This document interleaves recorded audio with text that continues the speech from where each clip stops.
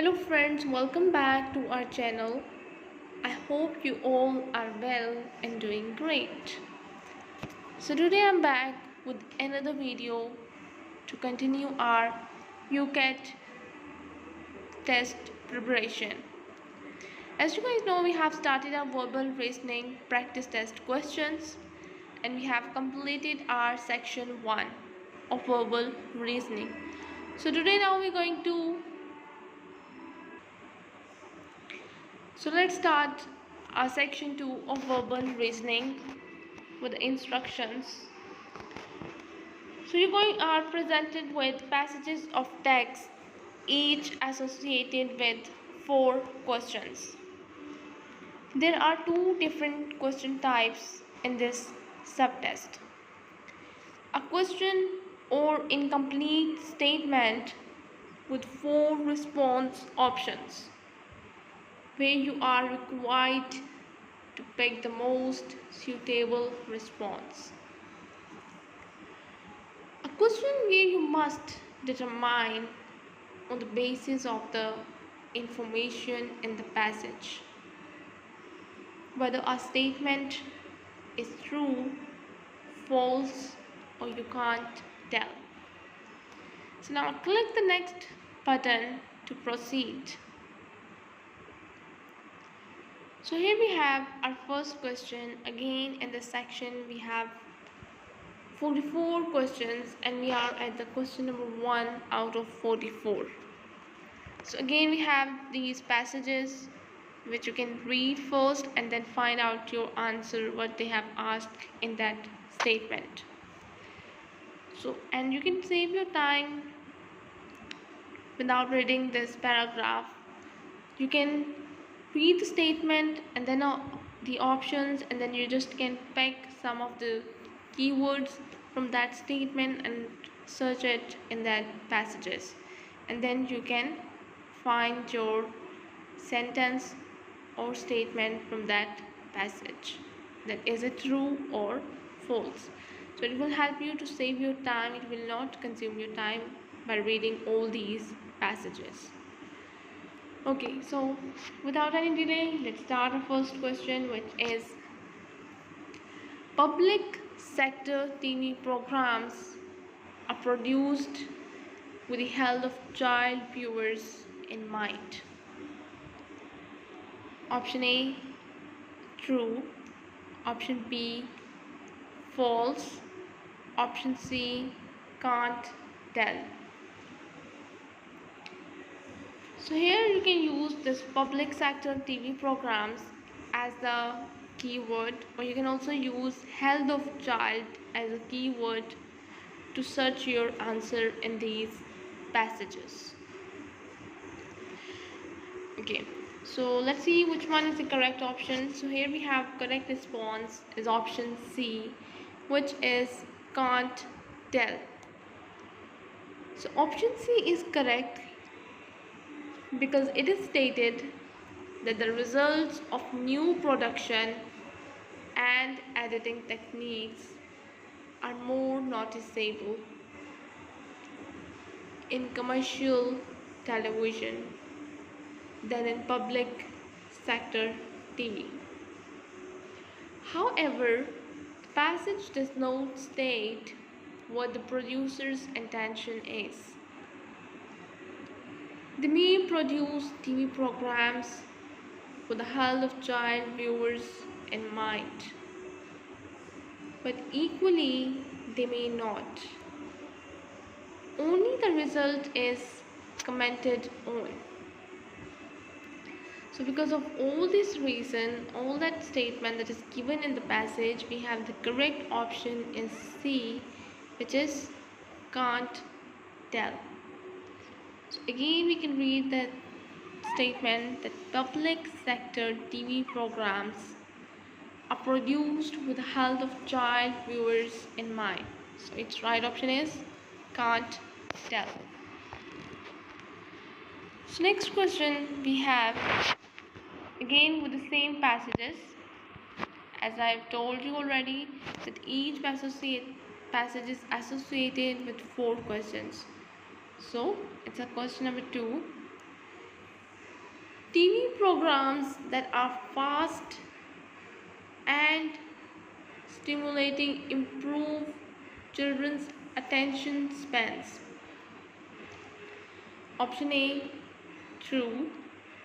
Option B, false. Option C, can't tell. So here you can find your keywords like children's attention spans and some TV programs like this. So here we have correct response is option B, which is false. So option B is correct because the second paragraph states that fast-paced programs cause children to have a shorter attention span. Because of this, our option B, which is false, is incorrect. Is correct. Okay, now we have next question, which is question number 3.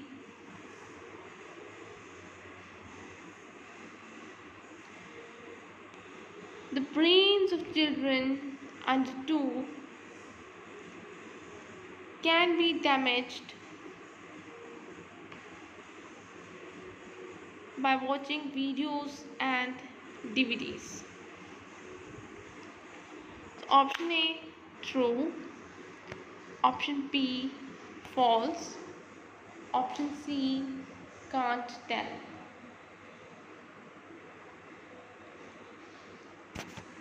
So here you can use these keywords like watching videos and DVDs and the brain of children as your keywords to find your answer from these passages. Okay, so here we don't see any keyword like DVDs, so let's see which one is the right option. So correct response is option A, which is true. Option A is correct because the first sentence in the passage states that children under the age of 2 should not watch screen entertainment at all because it can have a damaging effect on early brain development. So yeah, this is the reason because of which option A is correct. The statement that is given is true, which is the brains of children under 2 can be damaged by watching videos and DVDs. Okay, now let's move towards the next question, which is question number 4. Children with autism watch more television than other children. Option A, true. Option B, false. Option C, can't tell.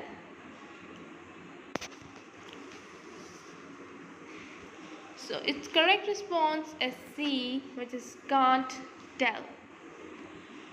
Option C is correct because although paragraph 2 states that some very recent research has made a connection between autism and television viewing,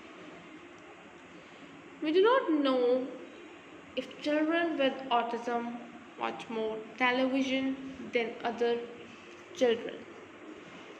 The correct answer is can't tell, as we are not told the detail of how the study implicates television viewing.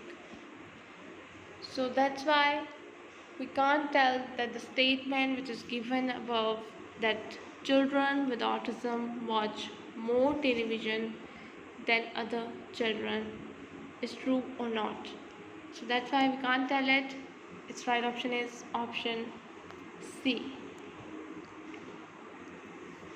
Next question is that the clock was built in the town square to tell rail users the time. Option A, true.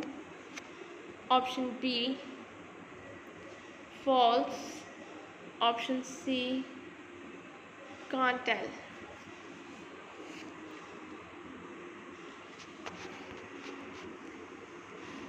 So correct response is B, which is false.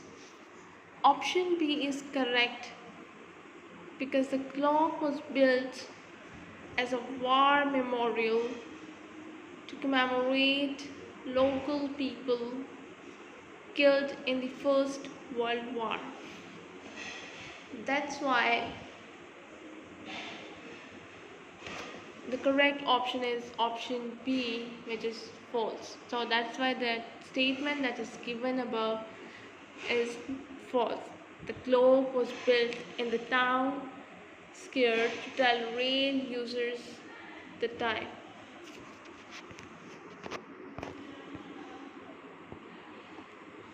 Okay, now next question we have. The clock on its plinth is the town's war memorial.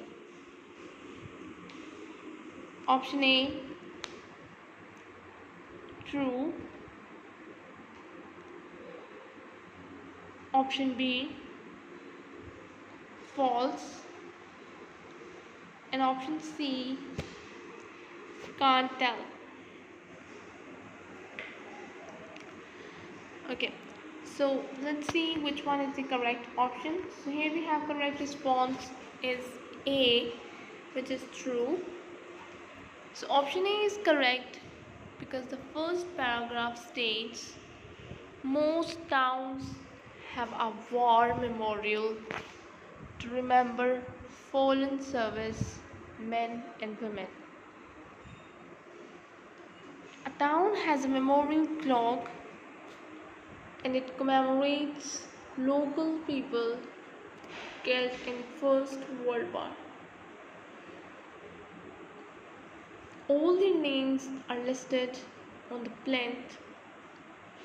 Also, paragraph 2 states, it is where the town's annual Remembrance Day service is held. So because of these two reasons, we have a right option, which is option A, which is true, that the clock on its plinth is the town's war memorial. So this one is the true statement.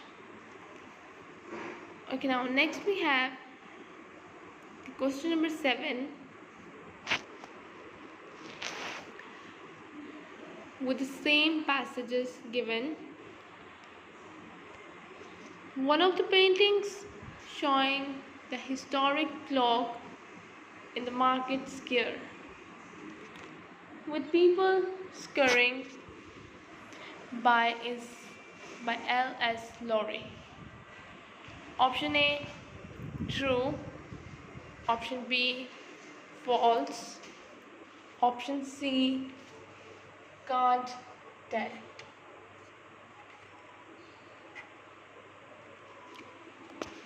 So let's see which option is correct. So here we have correct response is option C, which is can't tell.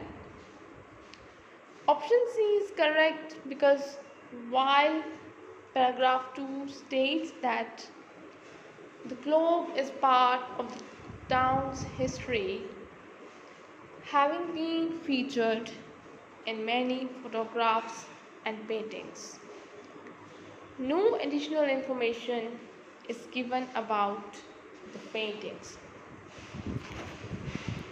So that's why we have correct option is option C, which is can't tell.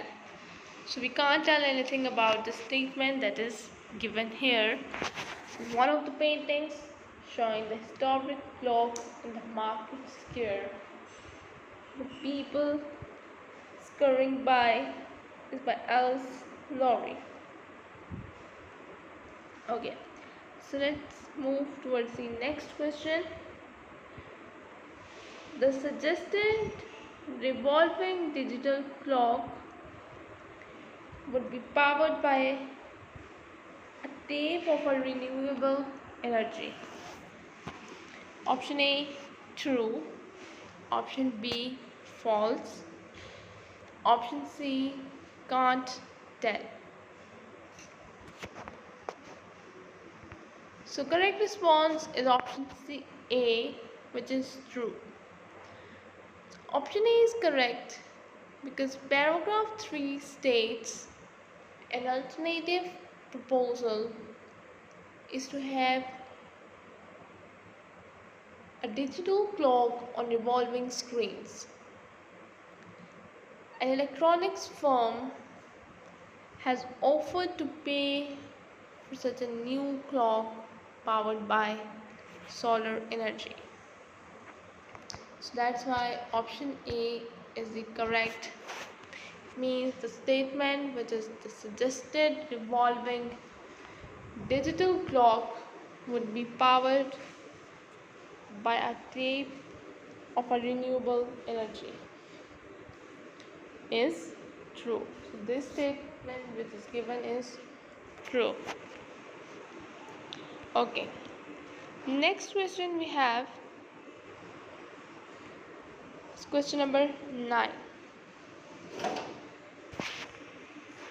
that Brunelleschi studied the architecture of Roman ruins. Option A, true. Option B, false. Option C, can't tell. So here we have an explanation that correct response is option A, which is true, and option A is correct because the first paragraph explains that Brunelleschi investigated the physical fabric and design of Roman ruins. So that's the reason again we have, because of which the statement that Brunelleschi studied the architecture of Roman ruins is true. Okay, next question is question number 10. The only churches Brunelleschi designed and built were in Florence. Option A, true. Option B, false. Option C, can't tell. Correct response is C, which is can't tell.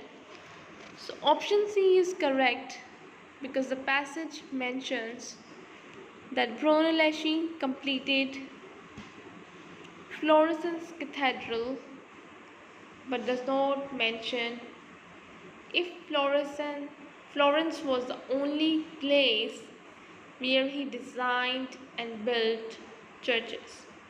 So he doesn't mention. That's because we can't tell that it is the only place or not.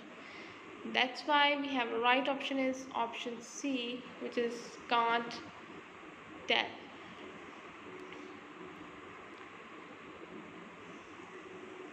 Next we have that the crane invented by Brunelleschi was operated using animal power.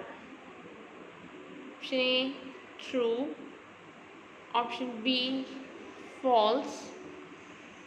Option C, can't tell. So correct response is option A, which is true. Option A is correct because the third paragraph mentions that Brunelleschi's hoist used the power of a single ox. Because of this, option A is true. So the statement that is given above, that the crane invented by Brunelleschi was operated using animal power, is true. Okay, so next we have that Brunelleschi was a self-taught architect. Option A, true. Option B, false. Option C, can't tell. So here you can use the self-taught architect as your keyword to find your answer from this passage. And that was he a self-taught one or not? So option C is correct, which is can't tell. It is correct because although the first paragraph mentions that Brunelleschi studied literature and mathematics, it does not mention if he later studied architecture or if he was self-taught. So there is no statement about this, so that's why we can't tell that he was a self-taught architect or not. So option C is the correct option. Okay, next we have question number 13. People criticized Columbus' plan to find a western route to Asia because they thought the option A, earth was flat. Option B, voyage was too dangerous. Option C, earth was too small. Option D, voyage was under-resourced.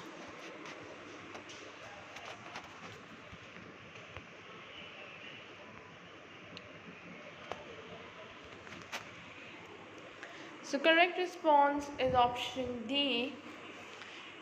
It is correct because the end of the first paragraph states that people believed he had predicted too small a globe and would run out of supplies.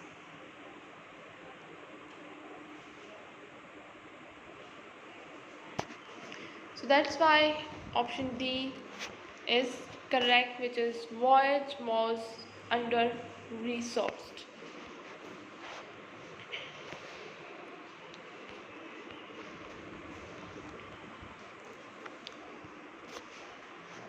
Next we have Columbus set off on his voyage assuming that option A, Asia was on the other side of the Atlantic.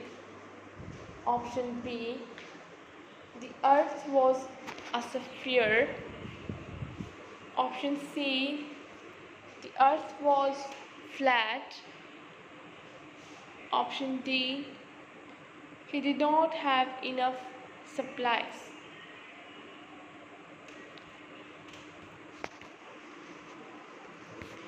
So correct response is option A. It is correct because the first sentence in paragraph 1 states that Columbus was attempting to travel west from Europe to Asia. And the final sentence in paragraph 1 states that he was traveling across the Atlantic to Asia.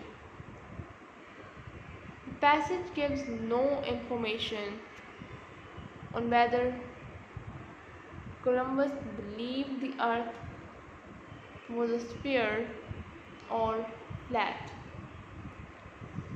It also states that other people believed that he would run out of supplies. Note that Columbus assumed this. So these are the reasons because of which we have the correct option is option A, which is Asia was on the other side of the Atlantic. So Columbus set off on his voyage assuming that Asia was on the other side of the Atlantic. Next, we have that modern supporters of a flat earth theory. Option A, do not accept current scientific observations. Option B, are all driven by religious belief. Option C, support the US government. Option D, form one coherent group. So here we have these passages,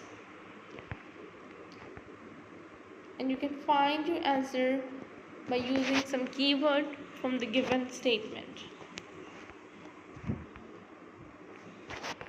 Okay, so the correct response is option A, because the third paragraph says, remarkable as it may seem in the light of flights to the moon, there are people today who believe that the earth is flat.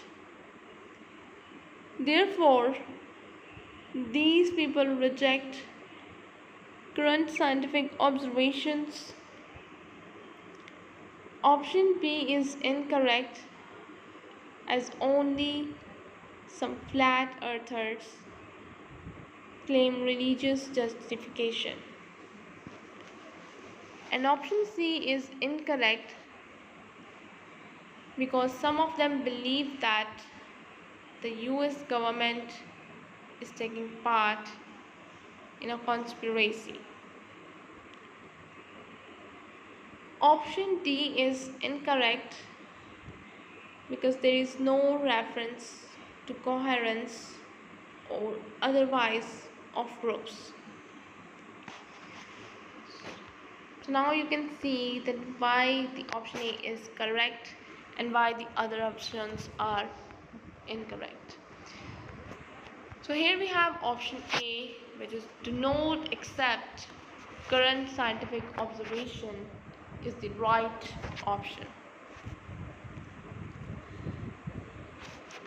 19th century myth about medieval flat earth belief arose because option A, not many people in the 19th century were Christians. Option B, people believed the medieval Christian church was oppressive. Option C, people believed the medieval period was progressive.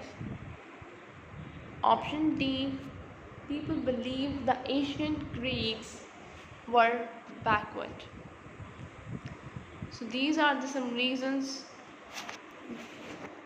And here we have again the same passage that we have in the last question. So you guys can take a look at these paragraphs also. Okay, so here we have option B is correct response. It is correct because the second paragraph states that the idea that medieval people thought the earth was flat appears to have spread in the late 19th century as a criticism of the medieval Christian church, which has often been blamed for restricting intellectual growth. There is no discussion about the numbers of Christians or to the effect that ancient Greeks were backwards. Progress is discussed in contrast to the medieval period. It is not used to describe that period. So that's why we have option B, which is people believe the medieval Christian church was oppressive, is the correct option. Next question we have, that is question number 18, that which of these statements, sorry, question number 17, that which of these statements is best supported by the passage? Option A, the two London theatres allowed by the Licensing Act were both in the West End. Option B, the King of England ascended the throne in 1660 was a supporter of theatre. Option C, the Lord Chamberlain was appointed because he was an expert in the writing of plays. Option D, the terms of the Licensing Act remained in force unaltered until the 20th century.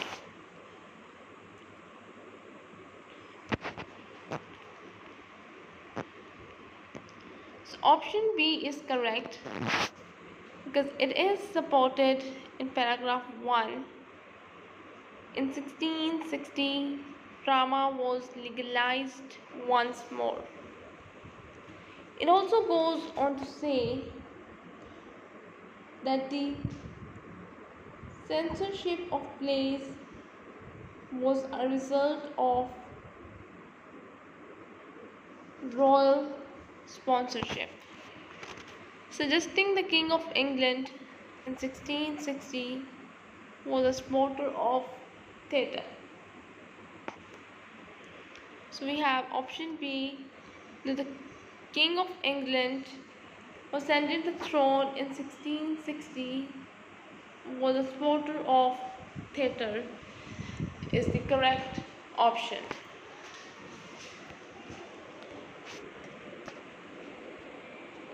So here we have our next question. Based on the passage, each of these statements is true except option A, plays were often used as a way of criticizing government actions. Option B, the reigning king in 1737 was not popular with all of his subjects. Option C, the Licensing Act reduced the number of theatres allowed in London. Option D, legal censorship of plays in England lasted for over 200 years.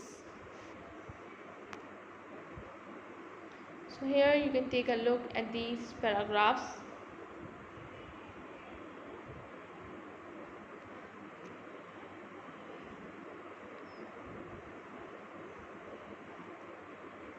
Like this, and find out your right answer.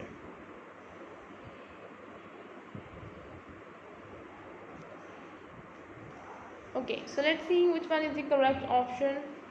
So here we have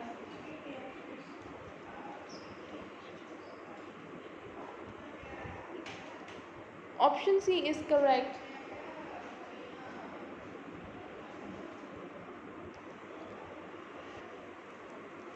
So option C is correct because paragraph 1 refers to two theatres in London in 1660. But there is no mention of the number of theatres in London in 1737, which is in the paragraph 2 or 3.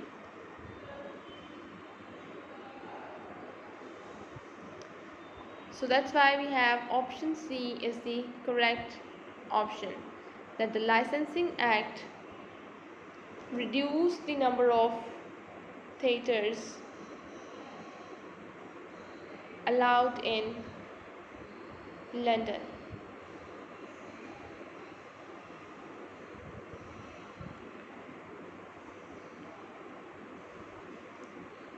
Next question is that it was easier for people in the north of England to see plays in the 1790s compared to the 1660s because option A, better transport made it easier for them to get to London theatres. Option B, censorship had been relaxed so that more plays were being written. Option C, authors who criticized the government were no longer allowed to write plays. Option D, it was legally possible to open theatres outside London for the first time.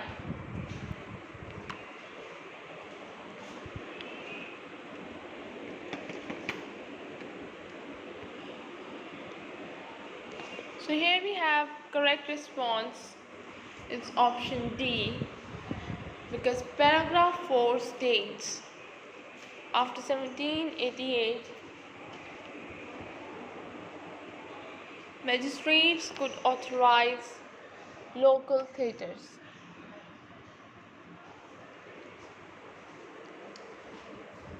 Many new provincial theatres were built, but London theatres were still restricted to two. So the option D, that it was legally possible to open theatres outside London for the first time, is the correct option.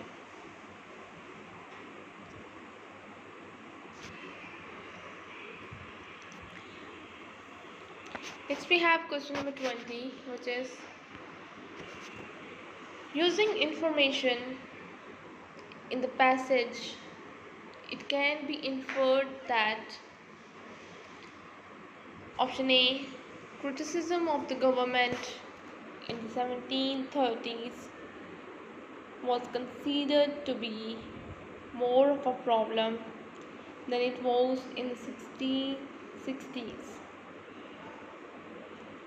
Option B, the main reason the king sponsored theatres after 1660 was because he wanted to make a financial profit. Option C, the Lord Chamberlain's office was set up by theatre managers who wished to control the work of playwrights. Option D, many authors enjoyed the freedom the Licensing Act gave them to write plays which were critical of politics. Again, we have the same passages from the last questions. So option A is correct because the king controlled criticism by sponsorship of theatres in 1660. This one is from paragraph 1. But in the 1730s, the government found it necessary to take legislative and punitive action to reduce or control criticism. No indication is given of why the king sponsored theatres in paragraph 1 other than control.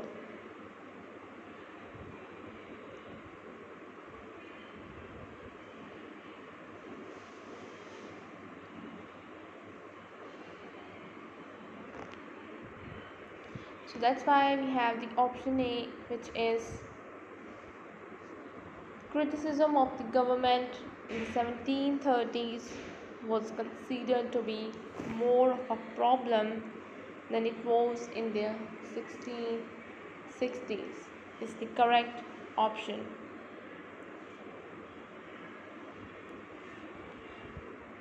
Using information in the passage, it can be inferred that strict settlement was option a discovery made accidentally by a bridgeman. Option B, a device to avoid paying land and property taxes. Option C, only of practical use to wealthy landowners. Option D, unpopular with members of the legal profession. So here we have now these passages. You guys can take a look and use your keywords to find your answers from these passages. Okay, so let's see which one is correct. So here we have option C is correct because the settlement was to protect landowners. Throughout history, wealthy landowners have wanted to leave their estates to their heirs. And landowners used the screen for 3 centuries. The other options are contradicted in the passage. Bridgeman invented the scheme. It was a device to avoid fines and it was quickly adopted by the legal profession.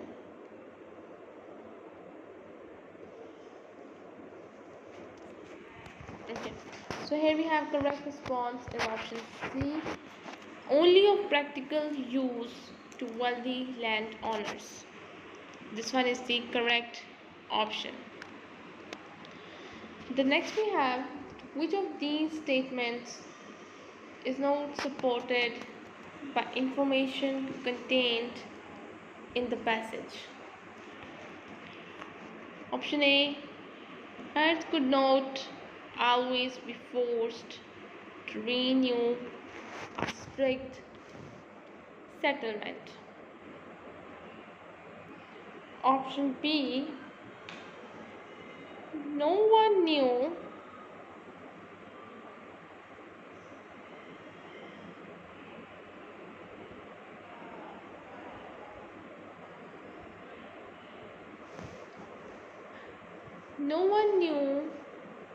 who the final heir to a strict settlement would be.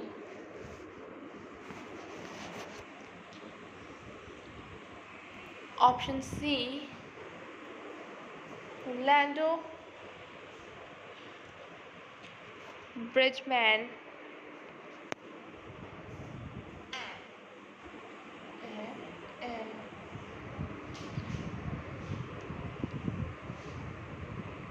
was the first landowner to use the strict settlement. Option D, sometimes it might be necessary to replace trustees who died.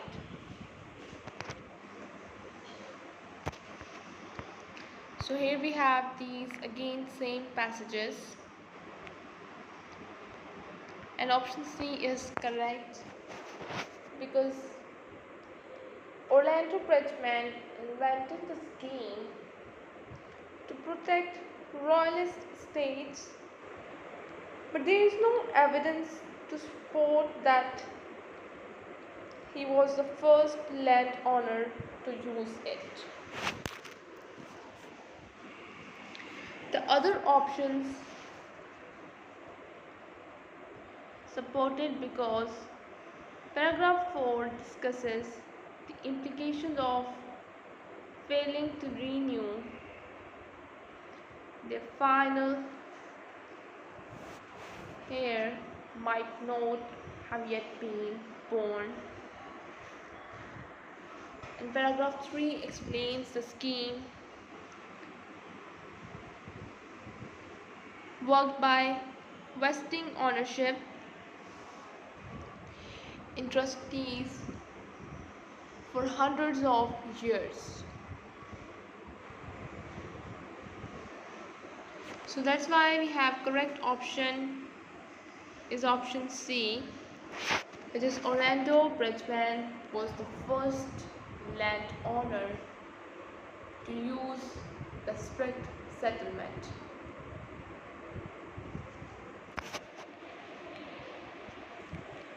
Okay, next we have question number 23, which is a conclusion that can be drawn from the passage is that the strict settlement. Option A ensured that each of a man's children shared his property. Option B protected the inheritance of sons more than daughters. Option C was disliked by lawyers who thought it cost too much. Option D was only used by royalists to avoid paying fines. So here we have these 4 questions, and we can find these answers by using keywords from these passages. Okay, so here we have option B is correct because paragraph 3 explains that the land dwelt on an unspecified and as yet unborn male heir, which also explains why A is incorrect. It was quickly adopted by the legal profession, and there is no reference in the text to them disliking it, which eliminates C, and it was used by lawyers and landowners as the normal method to transfer land between generations, which does not support D. So here we have option B is the correct one, which is protected the inheritance of sons more than daughters. A conclusion that can be drawn from the passage is that the strict settlement, option A, ensured that each of a man's children shared his property. Option B protected the inheritance of sons more than daughters. Option C was disliked by lawyers who thought it cost too much. Option D was only used by royalists to avoid paying fines. So these are the 4 options we have. So let's see which one is the correct option. Option B is correct because paragraph 3 explains that the land devolved on an unspecified and as yet unborn male heir, which also explains why A is incorrect. It was quickly adopted by the legal profession, and there is no reference in the text to them disliking it, which eliminates C, and it was used by lawyers and landowners as a normal method to transfer land between generations. It does not support D. So that's why we have option B, which is protected the inheritance of sons more than daughters, is the correct option. Okay, next we have question number 24. Which of these statements is supported by information contained in the passage? Option A, the code of chancery was replaced during the Civil War. Option B, many heirs depended on their fathers for spending money. Option C, Lando Bridgman was a lawyer in the Court of Chancery. Option D, a strict settlement normally lasted for several generations. So the correct option is B, because paragraph 4 states that their allowance was often their only source of income. Option A and C are incorrect because there is no reference to the Code of Chancery being replaced at all, or that Bridgman was a lawyer. Option D is incorrect because the passage states that a strict settlement only lasts a single lifetime and had to be renewed. So here we have option B is the correct option, that many here depended on the fathers for spending money, is the correct option. Okay, next we have that according to the passage, the records relating to the 1662 Herd Act are now primarily of interest to people researching. Option A, forms of taxation. Option B, family history.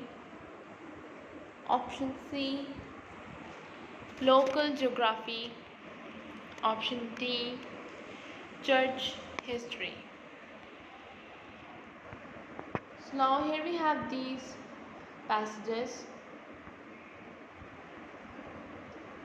To find out our answers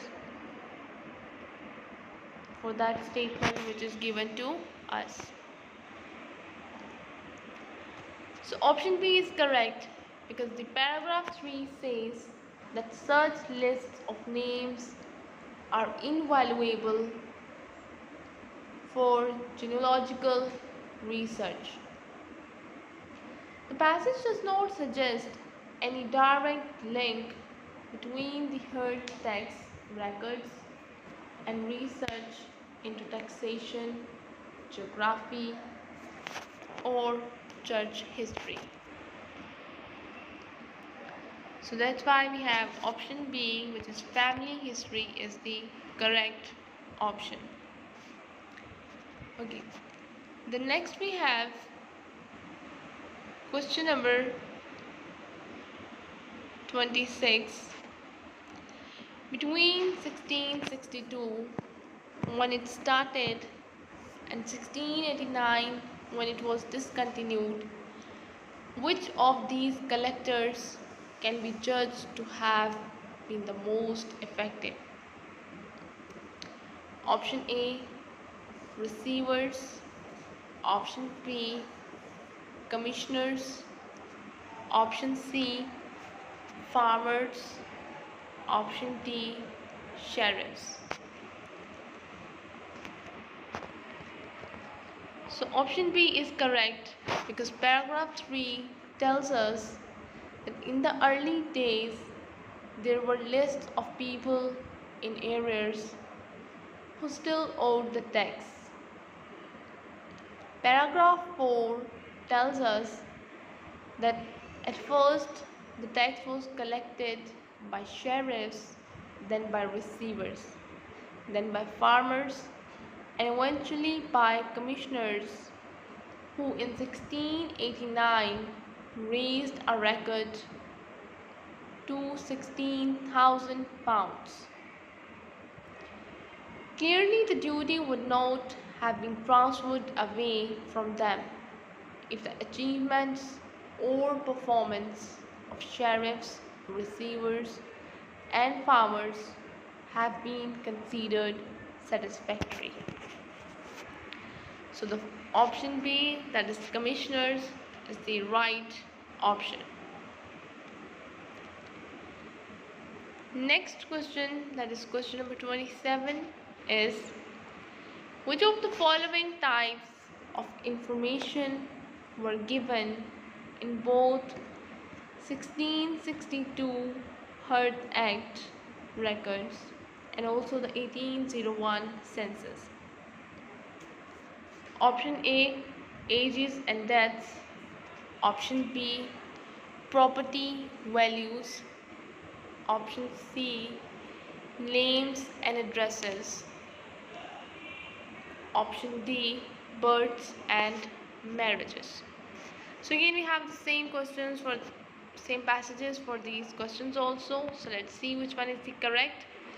Here we have option C is correct because paragraph 1 says there was no official census in Britain until 1801.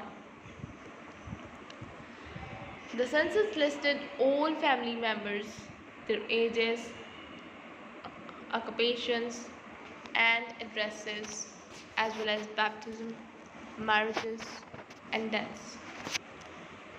However, earlier records, such as those of the 1662 Herd Tax, also provide useful information about the population and where they lived. So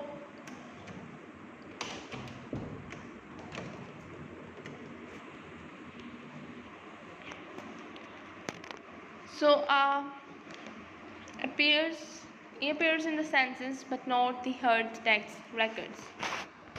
B can be deduced from herd tax records but not the census. And D can be derived from census records but not those relating to the herd tax. So here we have option C, names and addresses is the correct option. Next we have question number 28. 1662 herd tax was sometimes called a chimney tax. The tax was based on herds and fireplaces rather than chimneys because option A, chimney might be a decorative feature of a building. Option B, a building without a chimney might not have a hearth or fireplace. Option C, a chimney might be concealed or disguised. Option D, several hearth or fireplaces could connect to a single chimney. So option D is correct because paragraph 2 states that hearths were taxed because there could obviously be more hearths than chimneys. The passage says nothing to suggest A, B or C give the correct answer. So option D, which is several hearths or fireplaces could connect to a single chimney, is the right option. So I think this is all we have for today. I hope you guys understand each and every question. If you still have any confusion, you can ask me in the comment section. So we'll be back with another video to continue our questions from question number 29. Till then, just take care and goodbye.